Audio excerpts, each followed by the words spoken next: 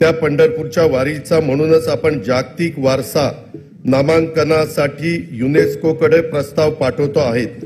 आपल्या परंपरेची पताका खांद्यावर घेऊन जाणाऱ्या लाखो वारकऱ्यांविषयी कृतज्ञता म्हणून सरकारने या वर्षापासून प्रतिदिंडी 20,000 रुपये निधी देण्याचा निर्णय घेतला आहे।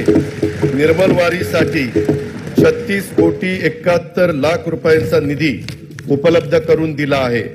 मुख्यमंत्री वैद्यकीय सहाय्यता कक्षाच्या माध्यमातून देहू आळंदी ते पंढरपूर या दोन्ही मुख्य पालखी मार्गावरील सर्व वारकऱ्यांची आरोग्य तपासणी केली जाणार आहे।